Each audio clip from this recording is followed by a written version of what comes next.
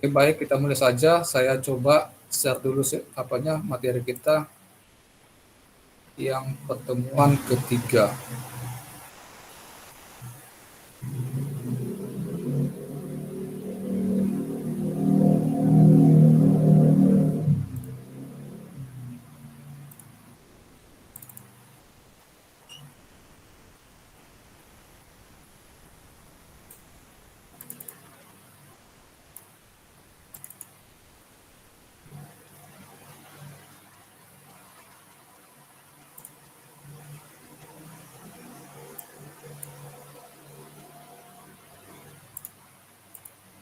Oke, baik.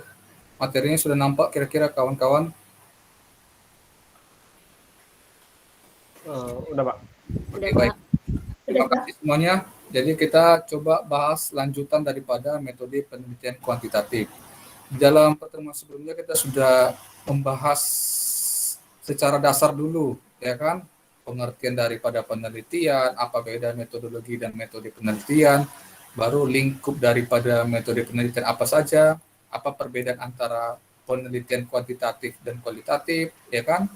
Dan dalam pertemuan sebelumnya juga sudah kita bahas proses daripada penelitian, gitu ya. Oleh karenanya kita lanjut dengan topik berikutnya, di mana ada 5 secara khusus kita bahas dalam pertemuan ini. Sebagai pengantar, materi yang pertama, baru materi yang kedua, deskripsi teori, materi yang ketiga, kerangka berpikir, materi yang keempat, pengajuan hipotesis, dan materi yang terakhir, bentuk-bentuk daripada hipotesis. Sebagai pengantar, di sini dapat kita lihat bahwasanya setelah masalah penelitian dirumuskan, maka langkah berikutnya dalam proses penelitian, dalam hal ini penelitian kuantitatif adalah mencari teori-teori, konsep-konsep, dan generalisasi hasil penelitian yang dapat dijadikan sebagai landasan teoritis untuk pelaksanaan penelitian. Di dalam pertemuan kita yang kemarin sebelumnya, kita sudah menjelaskan dalam rangka bab 1, itu pendahuluan, di mana dalam bab 1 itu ada latar belakang penelitian, ya, ada rumusan masalah, baru ada tujuan masalah, begitu ya, baru manfaat penelitian dan sebagainya. Di dalam bab 2, kita akan coba membahas landasan teoritis, artinya teori yang mendukung penelitian yang akan kita lakukan. Ada nggak teorinya? Begitu. Kan gitu ya, ada nggak teori yang mendukung terhadap variabel penelitian yang kita sedang teliti? Teori adalah alur logika atau penalaran yang merupakan seperangkat konsep, definisi, dan proposisi yang disusun secara sistematis. Secara umum, teori memiliki 3 fungsi. Yang pertama, untuk menjelaskan. Inilah disebut dengan explanation. Yang kedua, untuk meramalkan atau prediction. Dan yang ketiga, untuk pengendalian atau kontrol suatu gejala. Kata gejala ini berkaitan dengan fenomena. Fenomena yang kemungkinan fenomena ini menjadi suatu masalah dalam penelitian kita. Gitu ya. Dalam kaitannya dengan kegiatan penelitian, maka fungsi teori yang pertama digunakan untuk memperjelas dan mempertajam ruang lingkup variabel yang akan diteliti. Fungsi teori yang kedua sebagai prediksi dan pemandu untuk menentukan fakta adalah untuk merumuskan hipotesis dan menyusun instrumen penelitian. Karena pada dasarnya hipotesis itu merupakan pernyataan yang bersifat prediktif. Nanti akan kita jelaskan apa sih hipotesis itu, ya. Hipotesis itu dugaan sementara terhadap masalah yang kita teliti. Selanjutnya, fungsi teori yang ketiga sebagai pengendali atau kontrol digunakan membahas hasil penelitian dan selanjutnya digunakan untuk memberikan saran dalam upaya pemecahan masalah. Itulah 3 fungsi daripada teori. Tentu teori ini berasal dari referensi buku, gitu ya. Baru teori itu juga bisa kita peroleh dari penelitian-penelitian sebelumnya yang sudah dilakukan oleh para peneliti. Itu tentu tersaji di dalam berbagai jurnal-jurnal ilmiah, gitu ya, baik itu jurnal nasional maupun jurnal-jurnal internasional. Selanjutnya dalam proses penelitian, untuk dapat mengajukan hipotesis penelitian, maka peneliti harus membaca buku-buku dan hasil-hasil penelitian yang relevan, lengkap, dan mutakhir. Selanjutnya, kita materi berikutnya itu deskripsi teori. Deskripsi teori dalam suatu penelitian merupakan uraian sistematis tentang teori dan bukan sekedar pendapat pakar atau penulis buku, dan hasil-hasil penelitian yang relevan dengan variabel yang teliti. Deskripsi teori paling tidak berisi tentang penjelasan terhadap variabel-variabel yang diteliti melalui pendefinisian dan uraian yang lengkap dan mendalam dari berbagai referensi, sehingga ruang lingkup kedudukan dan prediksi terhadap hubungan antar variabel yang akan diteliti menjadi lebih jelas dan terarah. Sebagai contoh, kalau variabel kita berbicara tentang motivasi terhadap kinerja, maka kita akan mencari teori-teori tentang motivasi. Ya, faktor-faktor apa saja yang mempengaruhi motivasi? Apa saja indikator-indikator daripada motivasi? Begitu juga dengan kinerja. Apa sih definisi daripada kinerja? Ya, faktor-faktor apa saja yang mempengaruhi terhadap kinerja? Gitu ya. Baru apa saja indikator-indikator terhadap kinerja tadi. Jadi kita harus cari teorinya bersumber dari buku maupun jurnal-jurnal penelitian yang sudah ada diteliti oleh peneliti sebelumnya.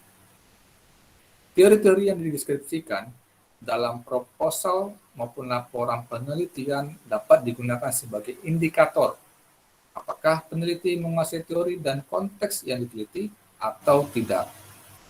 Variabel-variabel penelitian yang tidak dapat dijelaskan dengan baik dari segi pengertian maupun kedudukan dan hubungan antar variabel yang diteliti, menunjukkan bahwa peneliti tidak menguasai teori dan konteks penelitian. Untuk menguasai teori maupun generalisasi dari hasil penelitian, maka peneliti harus rajin membaca. Jadi, untuk melengkapi berbagai sumber referensi yang kita gunakan, maka kita harus rajin-rajin mencari sumber-sumber buku, sumber-sumber dari jurnal. Ya, itu banyak, kalau jurnal itu banyak tersedia di internet. Harus kita cari keterkaitan variabel penelitian yang kita gunakan. Begitu dia. Selanjutnya, untuk dapat membaca dengan baik, maka peneliti harus mengetahui sumber-sumber bacaan. Sumber bacaan dapat bentuk buku, teks, kamus, ensiklopedia, jurnal ilmiah, dan hasil-hasil penelitian.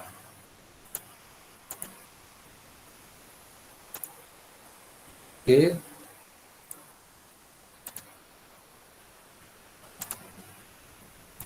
Selanjutnya, langkah-langkah untuk dapat melakukan pendeskripsian teori. Pertama, tetapkan nama variabel yang diteliti dan jumlah variabelnya. Ya kan? Kalau kita punya ada 3 variabel, X1, X2, dan Y, berarti ketiga-tiga variabel tadi kita harus cari teorinya. Ya kan? Contoh, pengaruh motivasi dan disiplin kerja terhadap kinerja. Berarti variabel X1-nya motivasi, variabel X2-nya disiplin kerja, variabel Y-nya kinerja. Berarti ketiga-tiganya harus dicari teori pendukungnya. Mulai dari definisi, faktor-faktor yang mempengaruhi, dan berbagai indikatornya. Yang kedua, cari sumber bacaan. Ya, ini sudah kita bahas tadi. Lalu ketiga, lihat daftar isi setiap buku dan pilih topik yang relevan dengan setiap variabel yang akan diteliti. Yang keempat, cari definisi setiap variabel yang akan diteliti pada setiap sumber bacaan. Bandingkan antara satu sumber dengan sumber yang lainnya dan pilih definisi yang sesuai dengan penelitian yang akan dilakukan. Terkadang mahasiswa malas mencari referensi, malas membaca, sehingga dia hanya mengandalkan satu referensi buku saja. Nah, kan? Kira-kira sudah di situ semua isinya, itulah digunakan bukunya. Tetapi diharapkan di sini, kalau bisa referensi kita itu banyak, buku yang kita gunakan itu banyak, sehingga kita bisa menyadur atau menuliskan banyak definisi dari banyak sumber buku. Gitu ya. Jadi jangan malas membaca, jangan malas mencari sumber. Yang berikutnya, baca seluruh isi topik buku yang sesuai dengan variabel yang akan diteliti. Lakukan analisis, renungkan, dan buatlah rumusan dengan bahasa sendiri tentang isi setiap sumber data yang dibaca. Jadi ketika kita membaca, kita mencoba untuk menarik definisi kita sendiri. Gitu ya. Boleh sih memang kita mengambil definisi dari orang lain, tetapi tetap kita mencantumkan sumbernya. Gitu ya. Tetapi lebih baik lagi kita coba buat definisi sendiri. Ya kan? Bagaimana caranya membuat definisi sendiri? Ya tentu kita coba baca. Kita pahami, kita renungkan. Kan? Baru kita coba buat, kita rangkum menjadi suatu definisi kita sendiri. Itu lebih baik lagi untuk melatih bagaimana kita bisa menganalisis suatu pengertian, suatu definisi yang tersaji di dalam buku. Yang berikutnya, deskripsikan teori-teori yang telah dibaca dari berbagai sumber ke dalam bentuk tulisan dengan bahasa sendiri. Ini saya katakan tadi, alangkah baiknya kalau mahasiswa itu membuat satu definisi sendiri. Contoh, kita sudah menyajikan beberapa definisi, ada 5 definisi dari teori-teori yang kita ambil dari buku. Tetapi kita bisa menarik. Di definisi yang ke-6, kita coba merangkum dari yang ke-5 tadi, kita buat definisi itu sendiri. Nah, itu lebih baik lagi. Selanjutnya, kerangka berpikir. Sekarang dari bukunya Business Research menyebutkan bahwa kerangka berpikir merupakan model konseptual tentang bagaimana teori berhubungan dengan berbagai faktor yang telah diidentifikasi sebagai masalah yang penting. Kerangka berpikir yang baik akan menjelaskan secara teoritis pertautan antara variabel yang akan diteliti. Jadi kerangka yang baik itu harus ada keterkaitan antara masing-masing variabel. Contoh, X1 motivasi terhadap Y kinerja. Itu sebaiknya harus ada hubungan, keterkaitan. Itu lebih baik lagi, gitu ya. Jadi secara teoritis perlu dijelaskan hubungan antar variabel independen dan dependen. Variabel independen seperti yang kita pernah bahas pertemuan kemarin itu variabel bebas. Ya, itu X1, X2, itu independen. Sementara variabel dependen itu variabel terikat. Itulah Y yang akan dituju, gitu ya. Kerangka berpikir dalam suatu penelitian perlu dikemukakan apabila dalam penelitian tersebut berkenaan 2 variabel atau lebih. Jadi penelitian yang baik itu kalau lebih dari 2 variabel. Gitu ya. Contoh X1, X2 terhadap Y itu lebih dari 2 variabel sehingga bisa dibentuk kerangka berpikirnya. Jadi kerangka berpikir dalam materi kita lihat merupakan sintesa tentang hubungan antara variabel yang disusun dari berbagai teori yang telah dideskripsikan. Berdasarkan teori-teori yang telah dideskripsikan tersebut, selanjutnya dianalisis secara kritis dan sistematis sehingga menghasilkan sintesa tentang hubungan antar variabel yang diteliti. Jadi berdasarkan gambar ini ya dapat kita lihat di sini penjelasannya.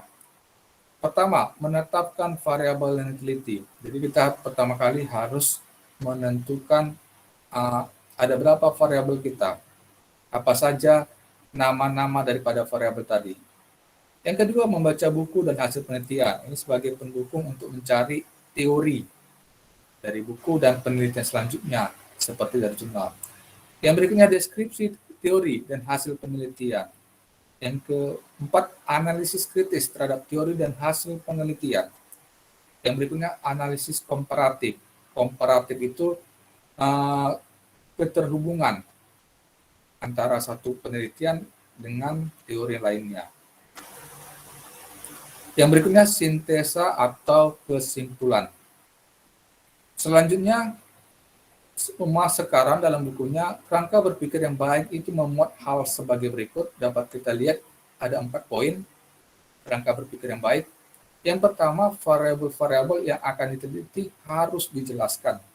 Yang kedua, diskusi dalam kerangka berpikir harus dapat menunjukkan dan menjelaskan pertautan atau hubungan antar variabel yang diteliti. Dan ada teori yang mendasari. Yang ketiga, diskusi juga harus dapat menunjukkan dan menjelaskan apakah hubungan antar variabel itu positif atau negatif, berbentuk simetris, kausal, atau interaktif. Yang keempat, kerangka berpikir tersebut selanjutnya perlu dinyatakan dalam bentuk diagram atau disebut dengan paradigma penelitian, sehingga pihak lain dapat memahami kerangka pikir yang dikemukakan dalam penelitian.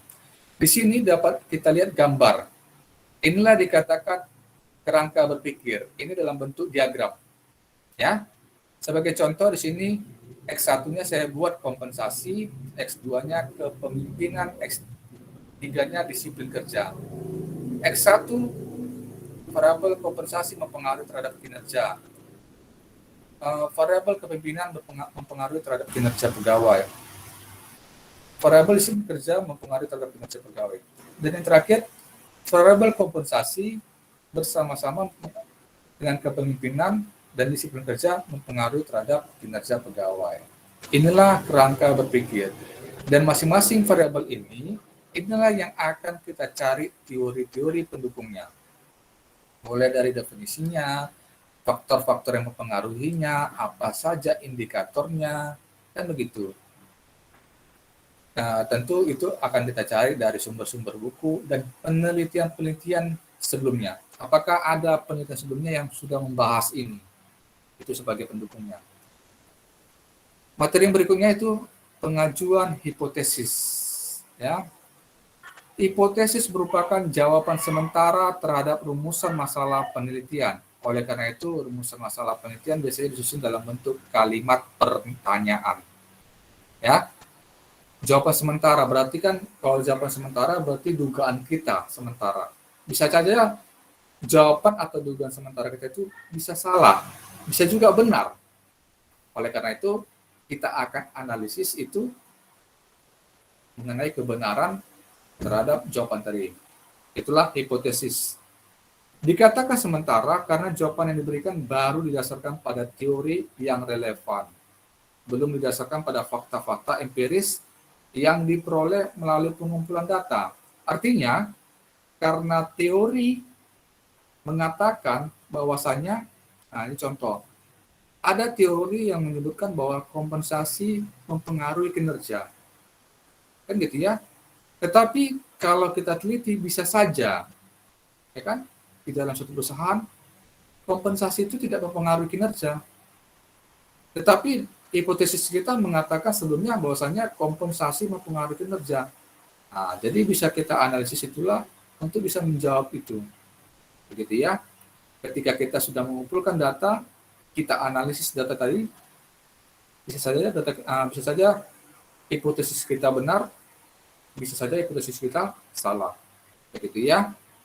Jadi, hipotesis juga dapat dinyatakan sebagai jawaban teoritis terhadap rumusan masalah penelitian, belum jawaban empirik.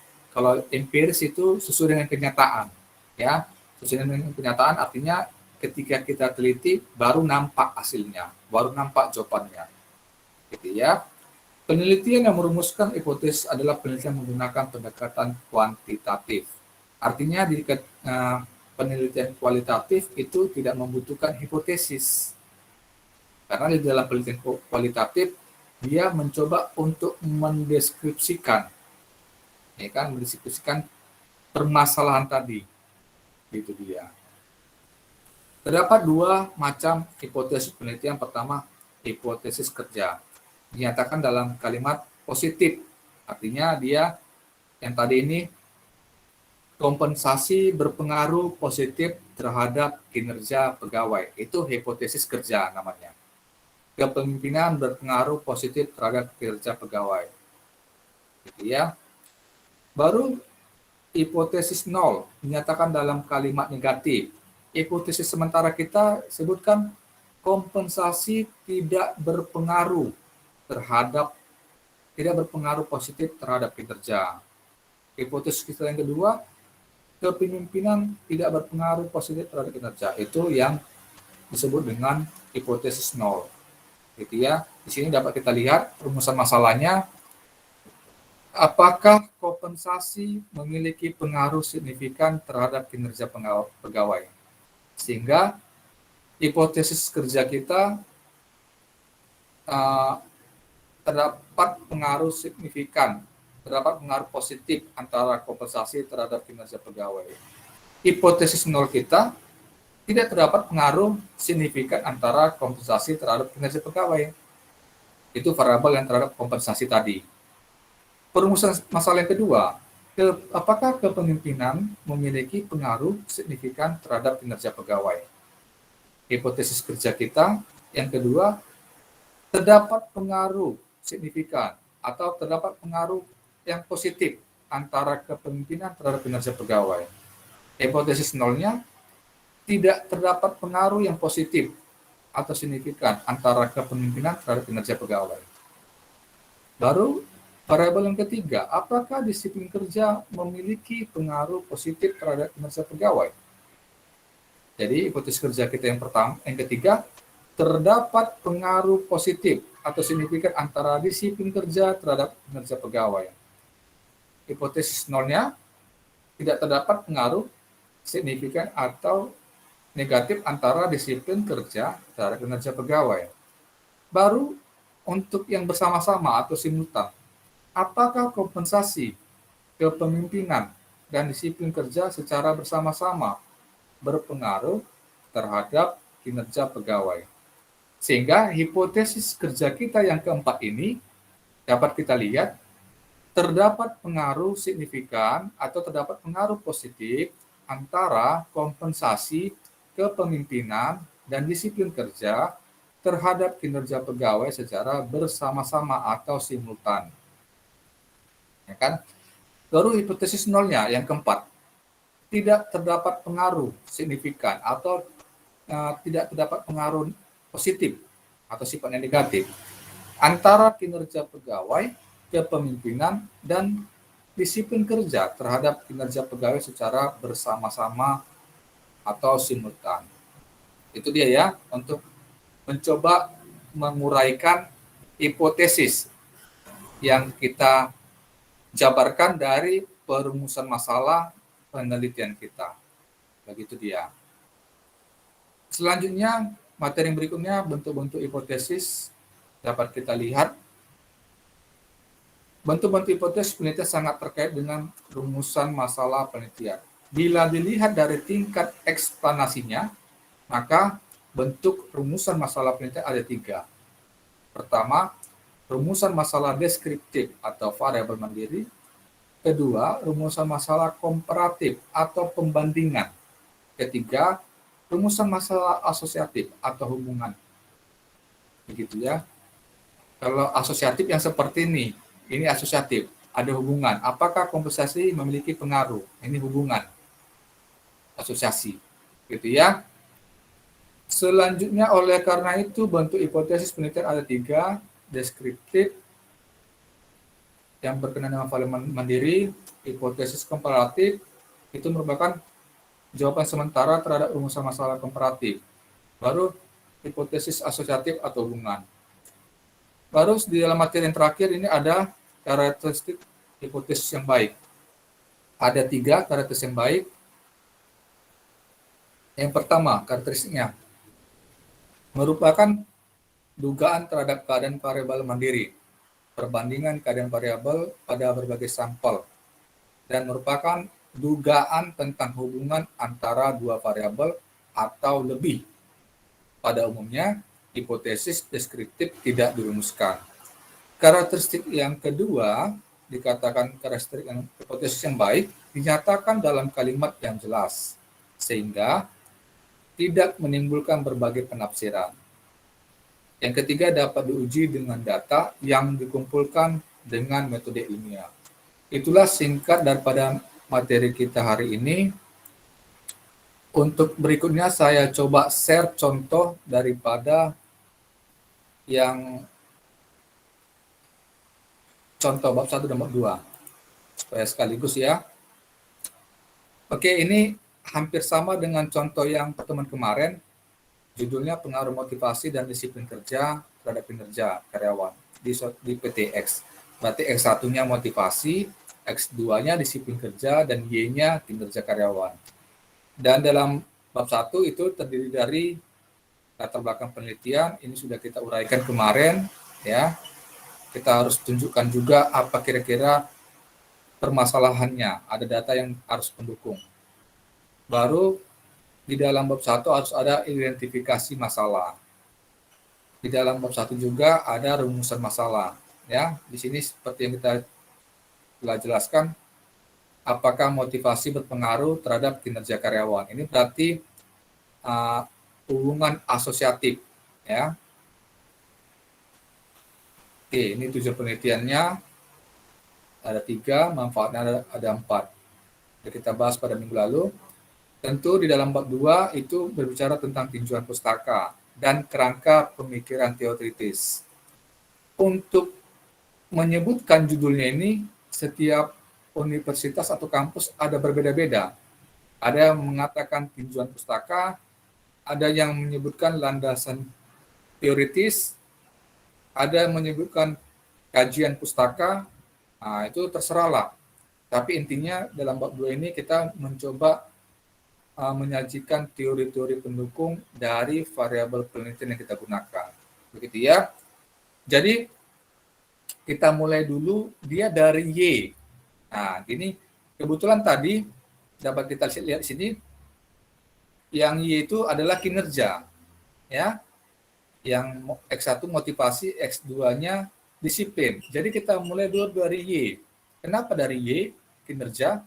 Karena kan variabel terikatnya yang akan dituju di variabel Y, dalam hal ini kinerja, gitu ya. Baru dilanjut dengan variabel X1, variabel X2.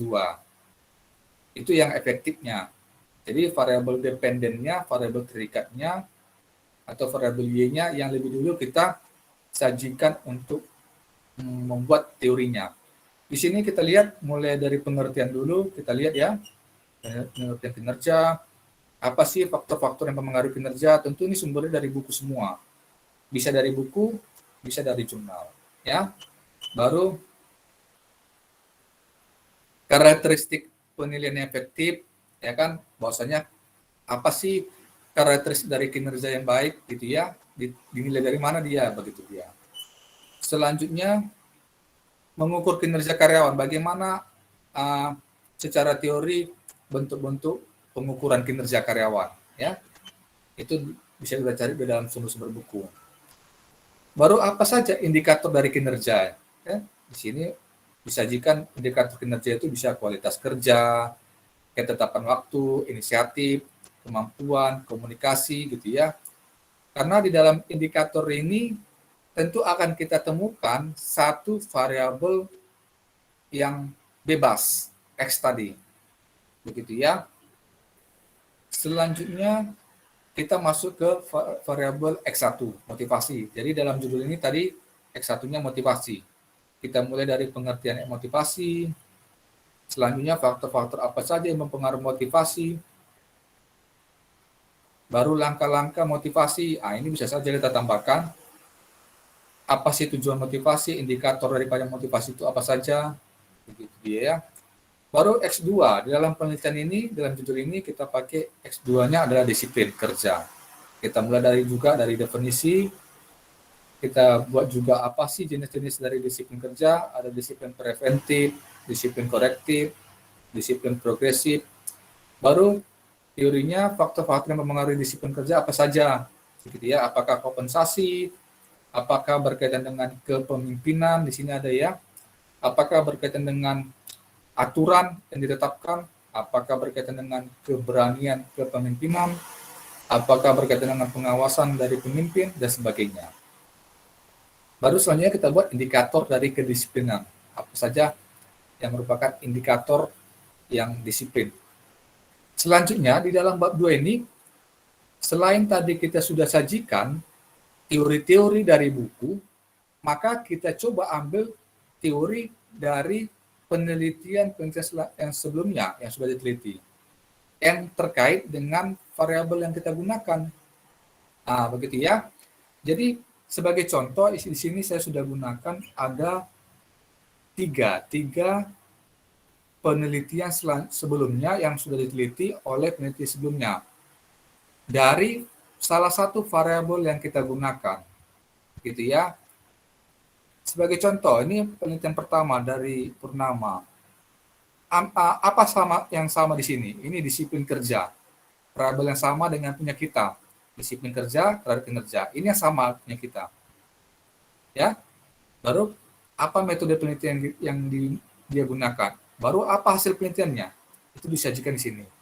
Baru penelitian kedua, apa kira-kira yang sama penelitian sebelumnya dengan penelitian kita sekarang? Nah, si Gunawan ini sama dengan disiplin kerja terhadap kinerja yang kita gunakan. Baru penelitian yang ketiga, yang sama di sini adalah disiplin kerja terhadap kinerja. Kalau bisa lagi, kita cari apakah ada penelitian sebelumnya yang meneliti antara motivasi kerja terhadap disiplin terhadap kinerja karyawan. Nah, itu lebih baik lagi. Jadi semua variabel yang kita gunakan sudah diteliti oleh peneliti sebelumnya. Begitu ya. Selanjutnya, kerangka pemikiran teoritisnya ini sudah kita gambarkan. Ini sebagai contoh di mana tadi motivasi mempengaruhi kinerja terhadap Y. Disiplin kerja mempengaruhi terhadap kinerja. Gitu ya. Jadi motivasi itu indikatornya apa saja? Ada kebutuhan prestasi, ada kebutuhan untuk pergaulan, ada kebutuhan untuk suatu pekerjaan, dan tetap kita sampaikan sumber referensinya. Dalam hal ini buku, ya, gitu ya. Inilah indikator motivasi. Indikator disiplin kerja bagaimana? Ada 4. Itu ketaatan tentang aturan waktu, ketaatan tentang peraturan instansi, ketaatan terhadap perilaku pekerjaan, ketaatan terhadap peraturan lainnya. Tetap kita sampaikan sumber referensi bukunya, dari mana kita kutip. Begitu juga indikator di dalam kinerja pegawai. Ini panah-panahnya ini harus pas. Ya, panah-panahnya harus pas. Ini variabel X1, ini panah ini ke sini. Bisa nampak kursor dari saya, kira-kira mahasiswa? Nampak ya, ini saya pakai kursor ya, saya tunjuk ini ya.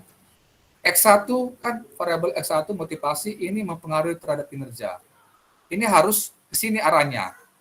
Jangan dari sini ke sini. Gitu ya. Jangan seperti ini. Nah, jangan seperti ini salah. Ini namanya indikator X1 terhadap indikator Y. Itu salah. Jadi seharusnya bagaimana mana Pak? Variabel X1 ini, panahnya ini dilihat ya terhadap Y. Nah, jadi sini sering salah mahasiswa. Nah, ya. Begitu juga S2. Yang benar nih panahnya. Disiplin kerja variabel X2 terhadap Y. Jangan seperti ini. Nah, ini salah. Sering terjadi seperti ini. Begitu dia. Ya. Jadi variabel S2 terhadap Y. Tolong dilihat kursor dari saya ya. Sama dengan ini juga, ini. Ini sering salah ini. Sering mahasiswa membuat yang ini. Nah, membuat yang sini dia sering salah. Bagi contoh ya. Sering mahasiswa membuat ini, indikatornya nih. Nah, yang ini. Halo, tolong dimatikan dulu yang lain. Nah, ini yang saya tandain ini ya. Ini sering salah mahasiswa. Yang benarnya yang variabelnya begitu dia. Ya, variabelnya yang ini. Nah, yang ini dia. Oke. Inilah secara sendiri-sendiri. Ya, sendiri-sendiri terhadap Y. Kalau bersama-sama, ini dia. Ini terhadap bersama-sama. Kalau secara sendiri-sendiri, yang ini. X1 terhadap Y. X2 terhadap Y. Kalau secara bersama-sama, ini X1 dan X2 mempengaruhi terhadap Y. Ini secara bersama-sama. Itulah cara kita membuat kerangka pemikiran teoritis. Ada kampus membuat istilah kerangka pemikiran teoritis, ada kerangka berpikir. Nah, itu ya terserahlah. ya, masalah penggunaan istilah itu. Gitu ya. Oke, ini hipotesisnya. Ini saya katakan tadi, kalau yang HA ini itulah hipotesis kerja. Artinya ada terdapat pengaruh, ya. Hipotesis 0, tidak terdapat pengaruh atau negatif. Yang kalau hipotesis kerja itu positif, ada hubungan positif dia, ya. Begitu dia. Ini tentu menentukan hipotesis ini, ya, didasarkan pada perumusan masalah tadi. Nah, tadi ya. Nah, ini perumusan masalah tadi ini. Ini dia perumusan masalah ini. Kita turunkanlah ini menjadi suatu hipotesis. Begitu ya. Oke, saya rasa itu saja. Mungkin ada yang mau kita diskusikan lebih lanjut. Boleh kita berikan waktu kepada mahasiswa. Saya coba untuk stop dulu recordingnya.